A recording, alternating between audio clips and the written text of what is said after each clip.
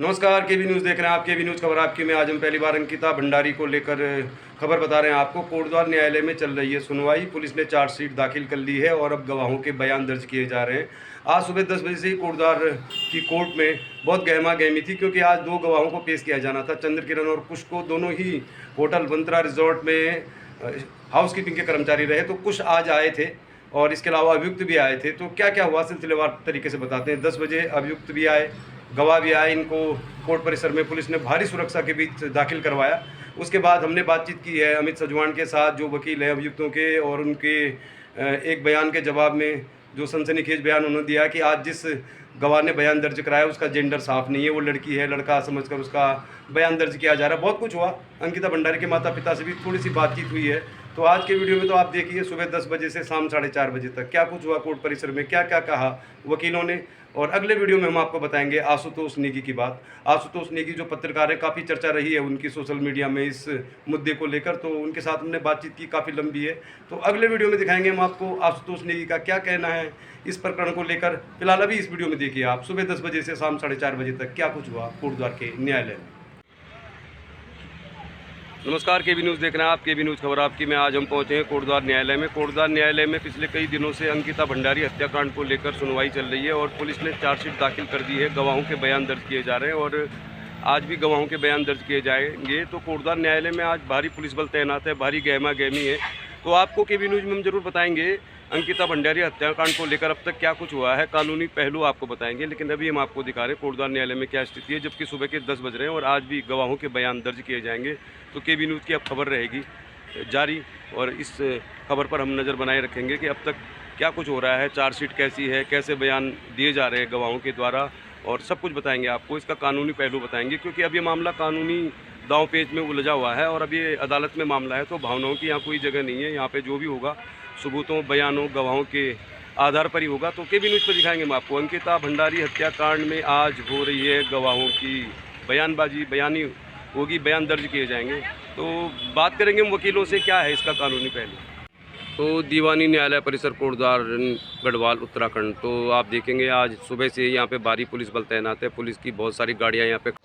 तो कोटद्वार न्यायालय में आज भारी सुरक्षा बल तैनात है, भारी पुलिस बल तैनात है, क्योंकि ये जो अंकिता भंडारी मामला है, इसमें जो अभियुक्त हैं पुलकितार राजनीतिक रसूखदार घराने से ताल्लुक़ रखते हैं। इसलिए निश्चित तौर पर आज जब गवाहों को पेश किया जाना है तो इससे पहले ही पुलिस बल यहाँ पे तैनात है भारी संख्या में। और अमूमन कोर्ट के अंदर जाने के लिए किसी को कोई खास परेशानी का सामना नहीं करना पड़ता। और किसी भी मामले में अगर आप कोर्ट जाते हैं तो कोर्ट जाने वाले व्यक्ति के साथ 4-5 लोग आसानी से कोर्ट के अंदर दाखिल हो जाते हैं और पूरी कार्रवाई सुनवाई के दौरान कोर्ट के अंदर मौजूद रहते हैं। लेकिन आज ऐसा नहीं है, क्योंकि आज अंकिता भंडारी हत्याकांड के 2 गवाहों को कोर्ट में पेश किया जाना है और भारी पुलिस बल यहाँ पर तैनात है। CO हों, एडिशनल SP हों, और उनके साथ पूरी टीम यहाँ पर तैनात है। एक एक व्यक्ति की जाँच की जा रही है कोर्ट के अंदर जाने के लिए, और वकीलों के अलावा उन्हीं लोगों को अंदर जाने दिया जा रहा है जिनके पास परमिशन है या जिनकी आज तारीख है। तो आज भारी गहमा गहमी है कोटद्वार न्यायालय में, क्योंकि ये बहुत अति संवेदनशील मामला है और पुलिस इसमें किसी भी तरह से कोताही नहीं बरतना चाहती, क्योंकि कई मौक़ों पर इस तरह की वारदातें हो जाती हैं कि गवाहों को भी शूट कर दिया जाता है। तो फिलहाल ये मामला काफ़ी गंभीर है और जैसे ही ये नीले रंग की गाड़ी ने यहाँ पर प्रवेश किया, पुलिस हाई अलर्ट मोड में आ गई।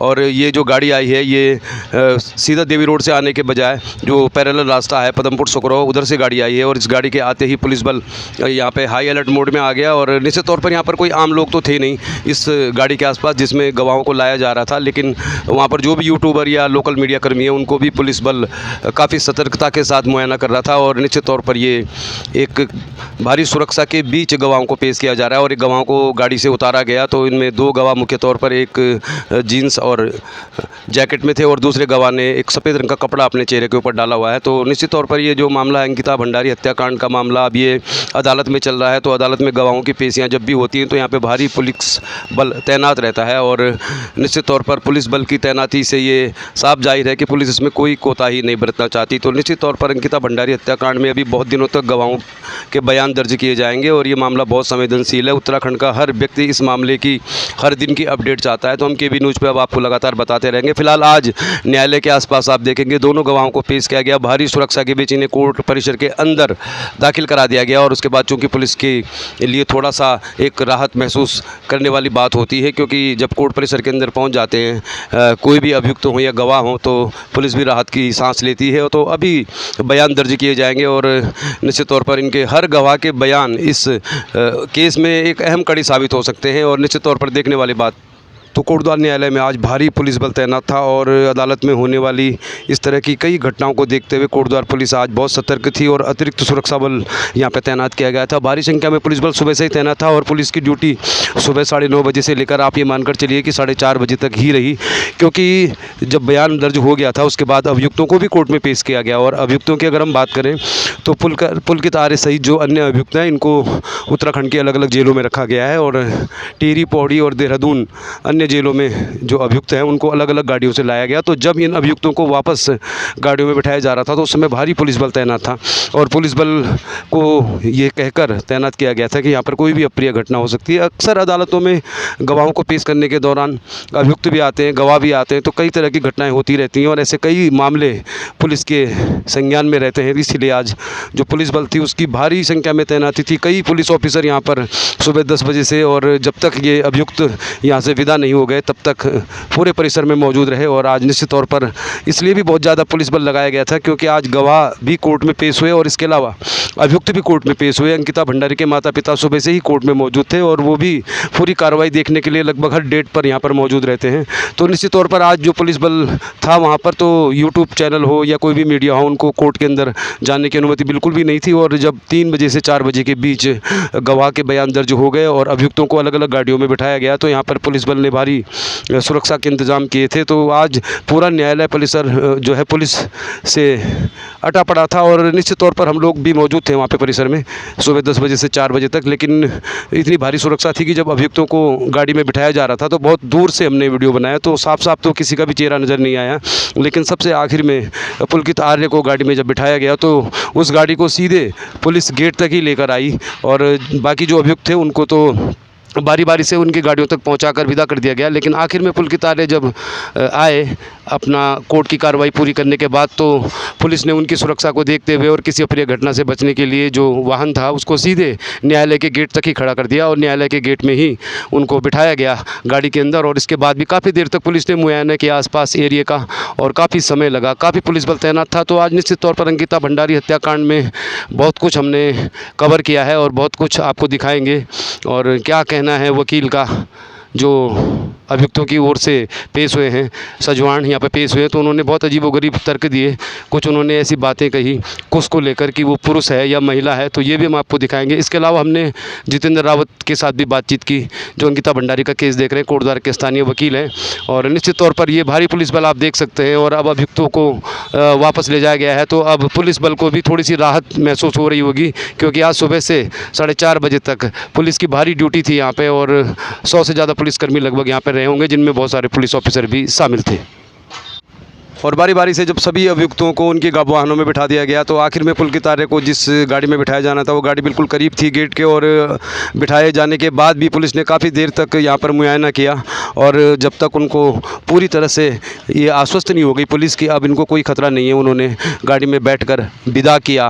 तो कुल मिला के पुलिस ने राहत की सांस महसूस तब की जब सारे अभियुक्त अपने अपने वाहनों में बैठकर यहाँ से चले गए और कुल मिला के पुलिस बल की जो ड्यूटी थी उन्होंने राहत महसूस की। तो आज कोटद्वार न्यायालय में भारी पुलिस बल के बीच अभियुक्त भी आए, गवाह भी आए। गवाह 2 आज पेश किए जाने थे लेकिन एक ही गवाह ने आज बयान दर्ज कराया। कुछ को लेकर भी काफ़ी बयानबाजी की यहाँ पे सजवान ने, जो वकील हैं अंकिता भंडारी की ओर से, उन्होंने कहा कि ये जेंडर क्लियर नहीं है। लेकिन जवाब में जितेंद्र रावत ने यही कहा कि ये जेंडर का कोई मामला नहीं है, गवाह कोई भी हो गवाह होता है, उसके जेंडर से कोई फ़र्क नहीं पड़ता। तो कुल मिला के दोनों पक्षों की ओर से दलीलें रखी गई गवाह के बयान को लेकर। अभी मेरा कोई स्थायी पता नहीं है, मैं रिश्तेदारों के यहाँ रहता हूँ। इसने अपना पता बताने से भी इनकार किया। जब इससे ये जानकारी ली गई कि आपको ये कोर्ट का समन कहाँ पर प्राप्त हुआ तो ये कहता है कि मुझे ऋषिकेश में समन प्राप्त हुआ, जबकि इसका पता यहाँ पर केस डायरी में हल्दौर का दिखाया गया है। तो यदि ये हल्दौर का रहने वाला था तो इसको ऋषिकेश में किस प्रकार से समन प्राप्त हो गए। और इसने पुलिस को जो अपना नंबर बताया था, मोबाइल नंबर जो चार्जशीट में है, वो नंबर ये कहता है कि अब मेरा बंद हो चुका है। तो इसके नंबर की जानकारी कहाँ से भी, तो इसका मतलब ये एक मिला हुआ गवाह है जिस महिला को जो है पुरुष के रूप में यहाँ पर प्लांट करके उसकी गवाही करवाई गई है। क्या आज ये जो तीनों अभी कार्रवाई करी गई। एक दूसरा गवाह भी पेश किया जा रहा था नहीं, हमारी जानकारी में तो वही गवाह आया था और उसकी गवाही हुई थी।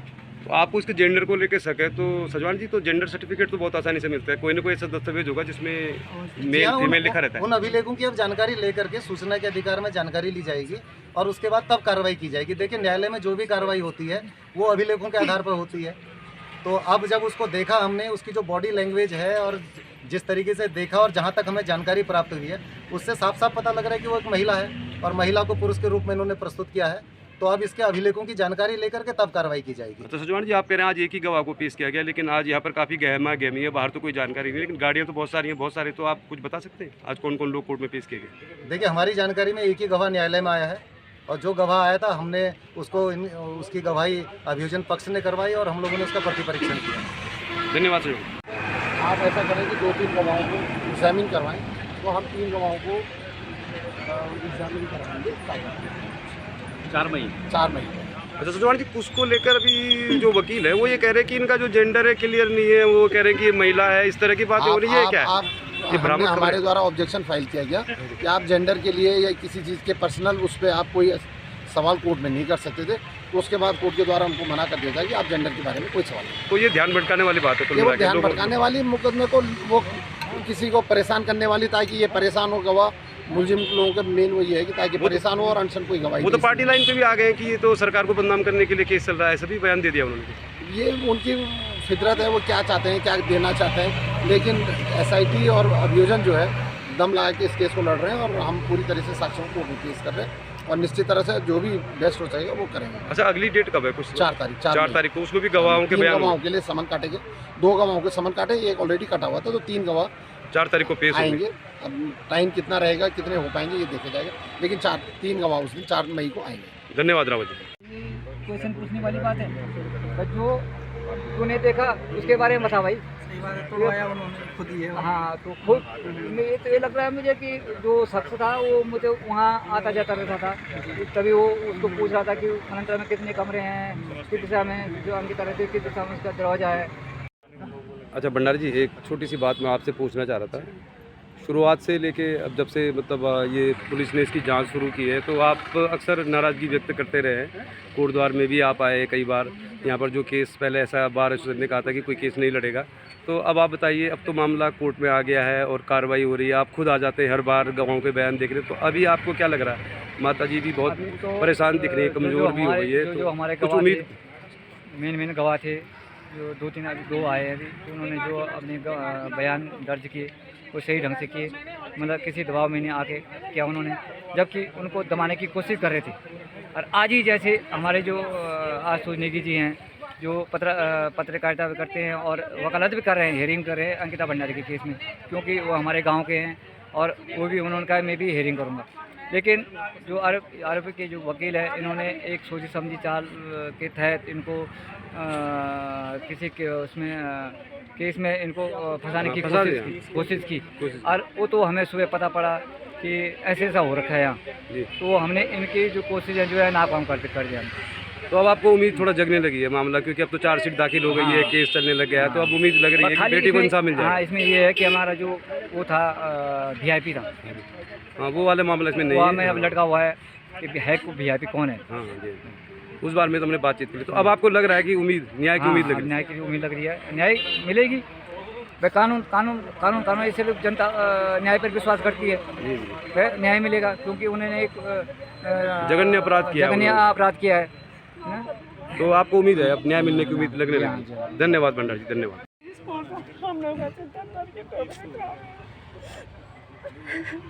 उसके बाद भी उसके जो वकील है वो केस को भी भटकाने की कोशिश कर रहे हैं, मतलब जो हमारे गवाही है उनको भी दबाव डाल रहे थे कि ये बोल वो बोल, ऐसा बोल होने के मतलब जो बोलना उसको बोलने नहीं दे रहे थे, मतलब उसके दबाव डाल रहे थे कि जैसे हम बोले वैसे ही करें। आज उन्होंने ऐसे ही किया कि आशुतोष भाई को भी उन्होंने मतलब कि वो हमारी मदद कर रहे हैं, हमको मतलब घर से ला रहे हैं, घर में छोड़ रहे हैं कि इनकी कोई मदद ना हो, मतलब माँ बाप भी ना आए इधर, यही मतलब रहा होगा। आज उनको भी मतलब बोल रहे थे कि उनको भी गिरफ्तार करना है, लेकिन भगवान ने मतलब ऐसा नहीं होने दिया, क्योंकि ये सच्चाई की लड़ाई है, मेरे साथ कोई नहीं है। लेकिन जनता आपके साथ है माता जी, जनता सारी आपके साथ है, सब लोग आपके साथ हैं। और अंकिता हमारी भी बहन है, हमारी भी बेटी है, उसको न्याय मिलेगा। जनता का समर्थन आपको है, सभी लोग आपके साथ हैं। कभी किसी माँ को जिस दिन से हम वीडियो डाल रहे हैं सारे लोग बोल रहे हैं हम साथ में हैं। जब जरूरत पड़ेगी आप बोल रहे हैं। मैं कुछ नहीं कर सकी, मेरी बेटी है तेरा मेरे सामने खड़ा था, मैं कुछ नहीं कर पाई, चलो बोलो। कुछ नहीं कर पाई मैं। होगा न्याय मिलेगा। मैं आप लोगों के सामने हाथ जोड़ती हूँ कि इस लड़ाई में मेरे साथ जरूर पूरा उत्तराखंड आपके साथ है, आप इस बात से निश्चिंत मैं रहिए। उस बेटियों के लिए खड़ी हूँ। मेरी अंकिता तो लौट के नहीं आएगी, लेकिन जो बेटियाँ नौकरी करने के लिए बाहर जा रही, जैसे मेरी बेटी भी मेरा सहारा थी, मेरे घर की चिराग थी, और इसने मेरी बेटी को मार दिया। क्या कसूर था मेरी बेटी का? अगर मेरी बेटी वहाँ नौकरी नहीं करना चाहती थी, अपने पापा को फ़ोन कर दे, उसके पापा को फ़ोन कर दे कि अपनी बेटी को ले जाओ यहाँ से, उसे मारने की क्या जरूरत थी? क्या कसूर था मेरी बेटी का?